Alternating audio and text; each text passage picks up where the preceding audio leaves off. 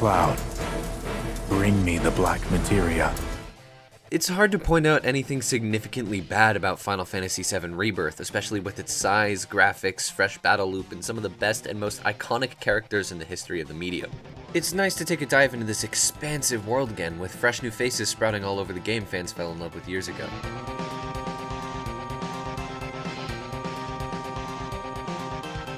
The gameplay feels tremendously different, but definitely not out of place. The only issue is the sheer amount of little items and materials in large areas that can color up your screen. That's only in certain locations though, most of the game feels fluid and visually appealing.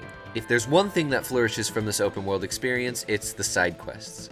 I mean, you can take into the account the world activities, including climbing towers or hunting monsters, but chasing those for too long can really start to get tiring and really repetitive. It's nice to chase those occasionally, but the main focus here should be experiencing all of these charismatic characters. There are so many stories to take on and pursue, shining light on characters that the player wants to form a higher bond level with. The minigames are challenging, the new card game's Queen Blood is way too much fun, and the world really feels colorful.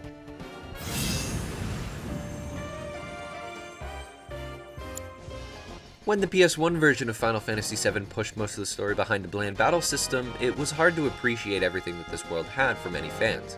Both Remake and Rebirth ended up fixing that, with its awesome new main gameplay loop that knocked every little thing out of the park.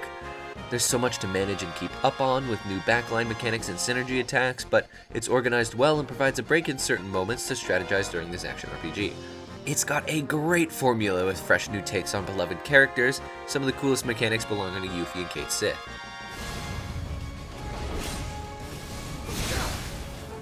The story, though, is an interesting case since it was so compact in Remake, even though it proved to its benefit. Rebirth flourishes for more of its side quests since this game is just so openly large, and runs from place to place introducing all the new characters and locations. Its variety and genuine goofiness is refreshing, and it can get serious when it needs to. You're mainly chasing these hooded dudes around, and it does veer away from the main path of the story a little too much at times, but it's definitely not unwelcome when you're introducing most of the same story to a new audience.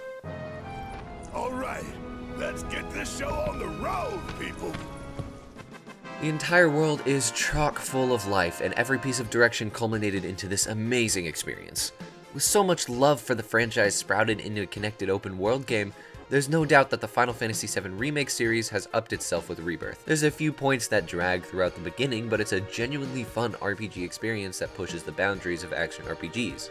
To say that it's not large or interesting would be a tremendous disservice. It really just begs the question, how are they going to make a game this great again?